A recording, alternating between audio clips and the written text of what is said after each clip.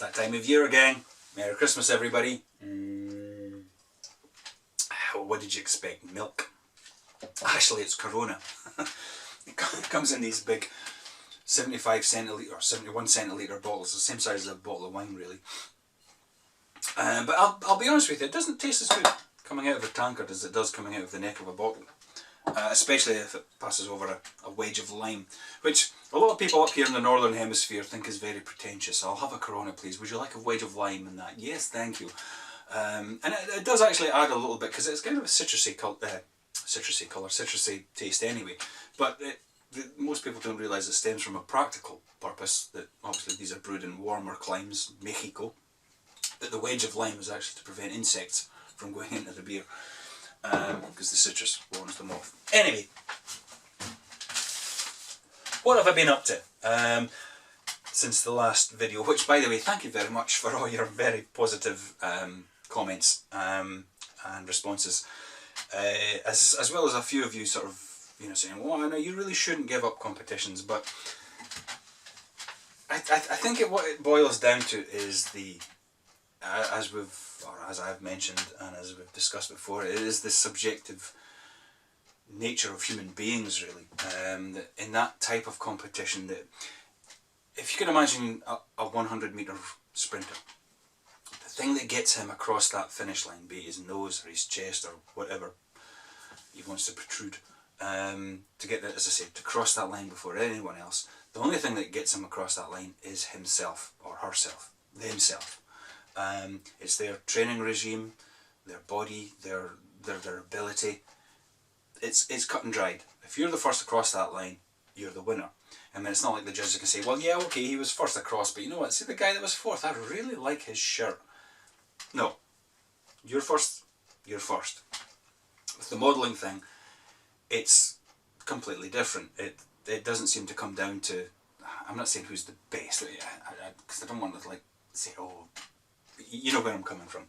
I mean, for example, and this might actually have a hint of arrogance about it, and I really, really don't mean for it to, but there was 4 competitions that I used to go in for. There was the Scottish Nationals in April, there was the Dundee or the East of Scotland one in August, there was the Glasgow one in October, and then obviously the Telford, the Scale Model World, in November. And in my little trophy, or my little cabinet here, which has got my 144th stuff in it, I've also got all my little awards, and I've got a gold from all of them. Now, I'm not a confident person in any aspect of my life, and what that says to me is that I'm good enough. I'm not saying I'm the best, but I'm good enough to get gold in all of these competitions. So now that I've got it, it's vindication that I'm obviously doing something right. I might disagree with that, because I'll be honest with you, my little sweet wildcat that took first at the Scottish Nationals in April this year, no way that should have won. No way. There was far superior stuff on the table. But the thing is, the guy who was judging it may have been a particular fan of World War II Pacific Theatre aircraft, in which case he maybe plumped for the wildcat. But as I say, it's saying to me that I'm able to do it, I can do it, I don't need to keep doing it. So that's why I've decided to retire. To retire. I've been building models again for 3 years, and I'm now retiring from competition. Anyway, but thank you all for your responses. So, where am I? Well, I'm here, but this is pretty much what I've got done so far. And it's on the SAM, the Scale Aircraft Modelling Magazine's Thunderbolt P47, the Talleyrand 148 scale P47.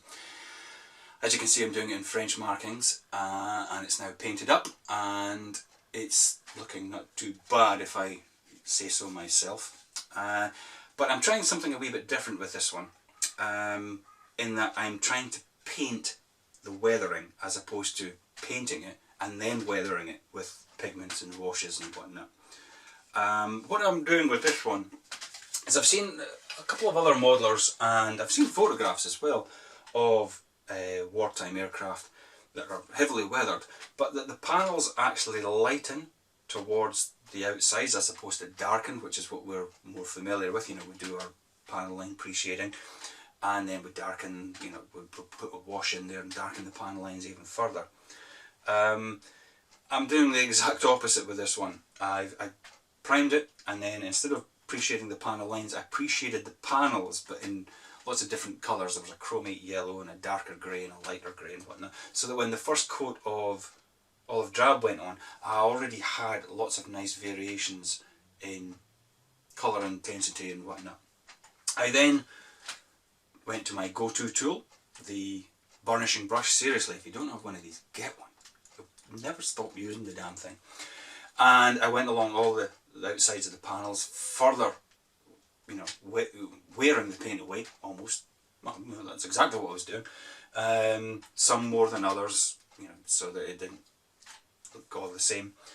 Then another coat of olive drab, then back with the burnishing brush, then another coat, and then another blah blah blah. Some of the olive drab coats maybe had a little bit of, you know, darker, were a little bit darker, and some of them were a little bit lighter. And it's just built up a nice variation of tones over the whole airframe. The markings as well are also painted, and there's a couple of reasons for that.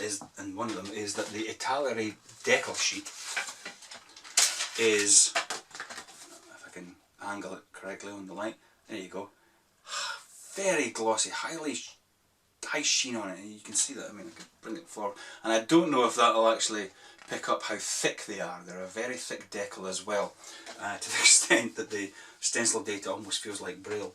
And also the wing markings, as far as my research showed, are too dark and, as you can see, too thin.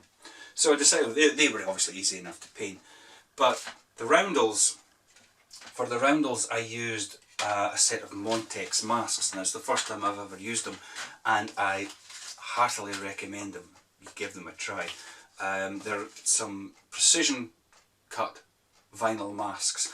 You can buy them in the sets come in a variety of different guises. You can either buy just a canopy mask, or you can buy the set with the canopy mask and markings for a whole range of aircraft, and you usually get 2 markings per set. And I only bought this for the roundels.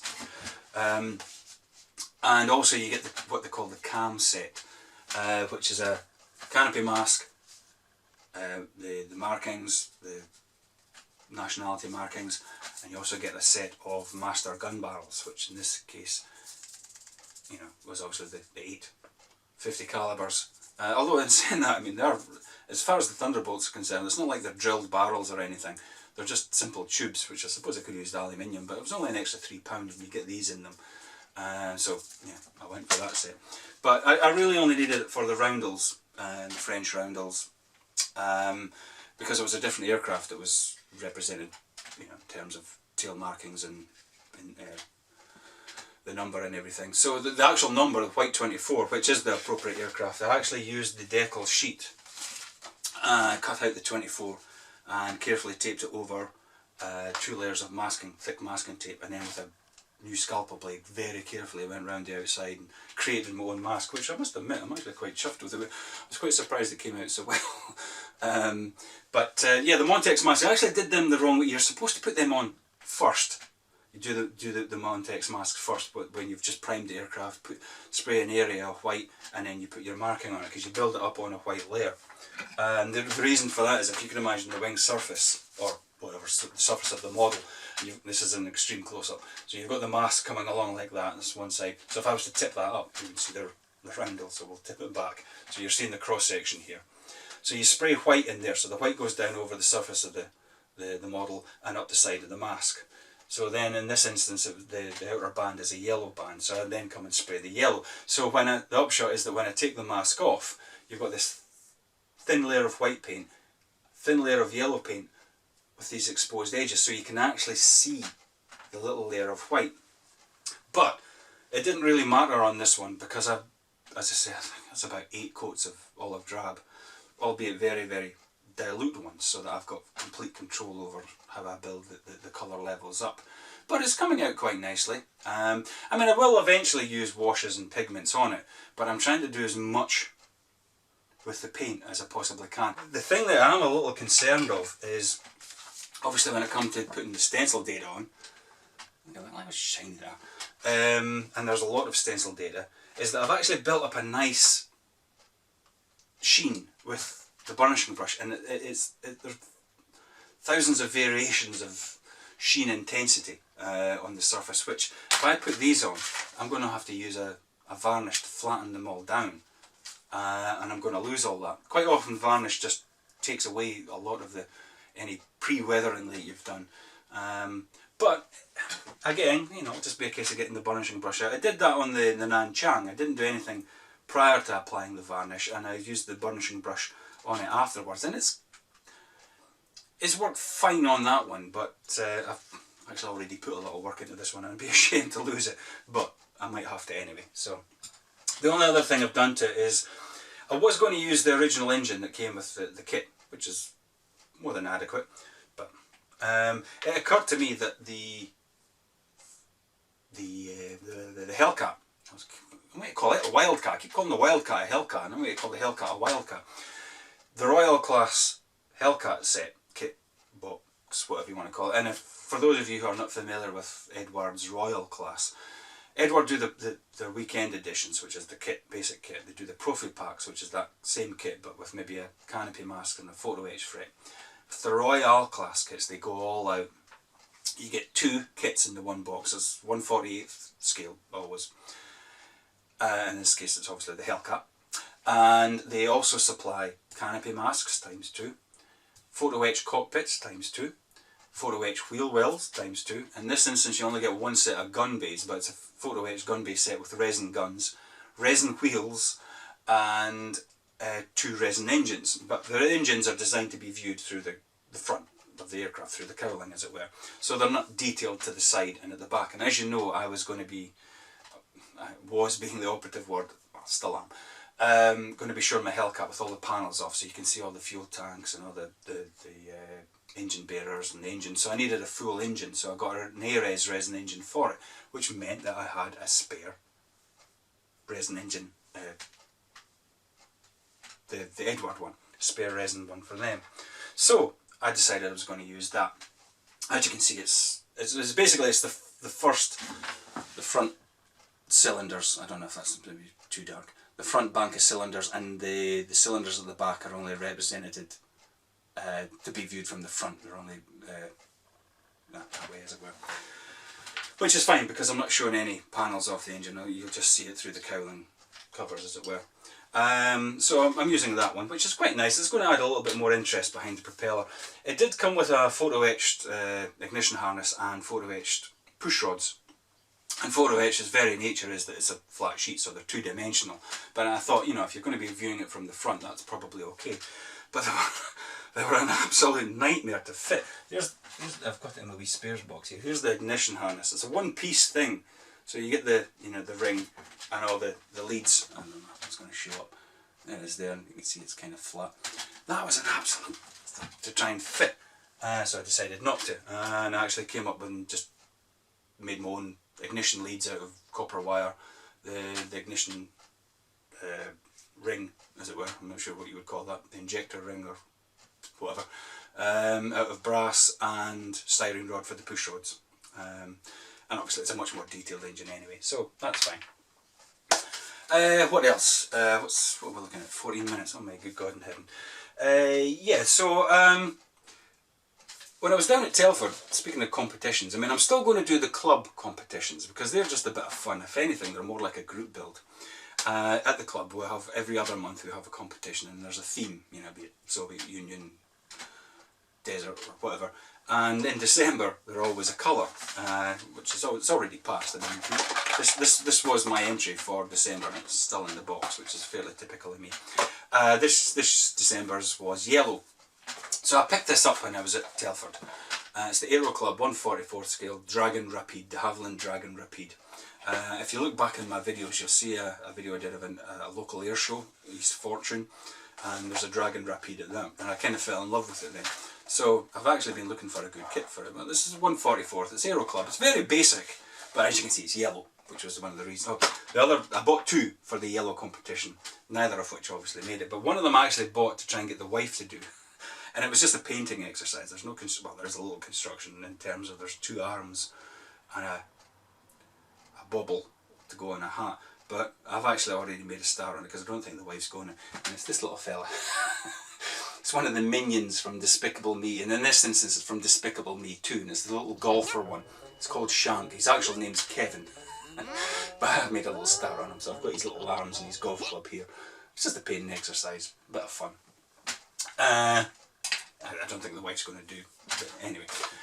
So, this is the Aero Club Drag and Repeat, 1/44th scale, but as you'll see, the fuselage is a one-piece thing. There's no glazing in it at all. The glazing is actually represented on the decal sheet. You can just see them there. You get me 4-wedge fret and some white metal as well in these things. Quite good. But decals for windows, not on my watch. So I've been trying to think of ways that I could glaze it, and it's that very thing that's made me put the Heracles aside, because I'm still trying to figure out how to do the glazing. And one thing that I came up with was the idea of actually vac forming, using the fuselage kit parts as a mould or as a master, and then vac forming over that using clear, and then masking the windows, and then when I paint it and peel the masks off, voila, we've got glazing. In addition to which it is flush with the surface because it's part of the surface, so it will look really good. But if you remember, there's my vac form. Remember the Stuka video where I vac formed the canopy? Well, there was the little vac former I made. Because I use a handheld Dyson as my suction source, it's a Dyson adapter there. It goes into a lens filter case, you know, those little plastic cases that the lens filter would come in.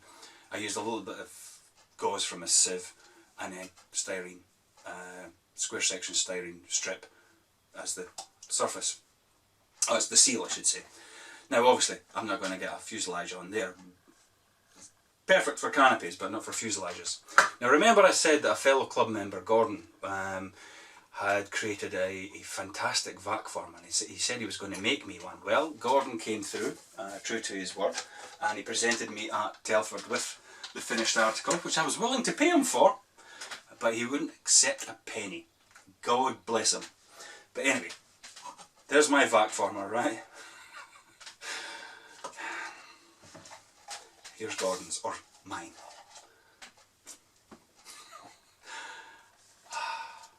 I mean, look at it. I want to put this in the living room on the sideboard. Isn't it beautiful? Look at that. Look at it. Perfect, isn't it? Absolutely gorgeous. So, I could pretty much vac form anything I want on that. And there's the actual the plates that I would use to put the material down. So I've got two. He gave me two. A large one and a small one with, you know, wing nuts, and it's just beautiful, absolutely beautiful. So we may have some progress in that department, and hopefully in the Heracles department. I'm not quite sure. I've cut the little masks out, but because they obviously have little curved corners and things, but I'll figure that one out. What else? Oh yes, when I was down at Telford and I was walking down one of the aisles aimlessly, as by the Sunday you tend to do, and I bumped into, again, Jill Averty, who's the editor of Sam Magazine, Scale Aircraft Modelling, and he said, "I've got a kit for you." This was after he'd thrust the quadrant into my hand earlier. And he says, come on. So I followed him back to the Sam headquarters thinking, what could it be? It's maybe that 132nd Flying Fortress, or maybe Tamier's new Corsair. Yeah. This was what he thrust into my hand. Yeah. It's the MiG-21 Edwards 1/44th scale MiG-21. Remember I built them before for a fellow club member, and I did them in the silver finish. Well, it's the same kit, but this is in their Bunny Mazel finish, or Mazel, or I'm not even sure how to pronounce that, but yeah. Now the thing is, I hate pink. To me, pink is the artistic equivalent of hell, albeit with 50% white mixed in. I mean, look at the plastic. Oh my good God in heaven. So I said to him, now Jay, would you be insulted if I did this in a regular military scheme? And he said, no, not at all, meaning of, yes, I would. No, I don't think he was. He said, no, it's your model, you do it in whatever finish you want. So when I got back from Telford, I immediately started looking up aftermarket decal sheets for it. And then something struck me. I don't know where it came from, maybe it was the time of year, I don't know. And I thought, you know what? Why the hell not? Let's do it in the pink scheme with the red missiles and the bunny on the tailplane and stuff. And I thought, yeah, let's why not? That's what it was designed for. Let's do it that way. And then I thought, well, okay, if I'm going to do it, let's do it as if it was a frontline fighter, all worn and, you know, weathered to hell. And, you know, as if it's in some kind of weird parallel universe where instead of a cold war, there's a comfy, cosy war. And the fluffy bunnies are up against the might of the cuddly teddy bears or something. So maybe do an F-15 in a teddy bear beige, which would actually probably just look like desert camel anyway, wouldn't it?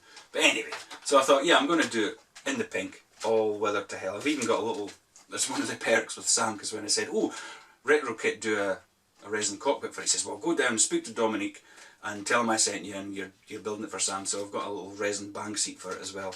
I'll maybe get the Edward photo etch cockpit set for it because it's pre-painted, and although I don't like pre-painted stuff, as you know, the combo sets like the ones I did before, they come with decals for all the instrumentation in the cockpit, but this, for some strange reason, they're not on the decal sheet for this one, and you're supposed to paint it. But I thought if I got the little photo etch set with the pre-painted all the instrumentation in place and that weird Russian blue cockpit colour, which will save me having to mix it up, or buy it or create it or whatever, I'll use the Edward thing for it. But other than that, not an awful lot of progress. When I did get the Hellcat down to get the engine out for the Thunderbolt, I was kind of, sorry, I really need to get started back on that, don't I? But all in good time. So anyway, if I don't make another video by Christmas, which this is the 21st, so that's highly unlikely, have a very, very merry time, however it is you celebrate it. I mean, technically this is the day that the whole thing's based on, which is the, you know, the pagan solstice, you know, thing. But anyway, so happy, was it Festivus, isn't it? No, that was a Seinfeld thing, wasn't it? Oh, happy solstice to you, and here's to next year and all that stuff.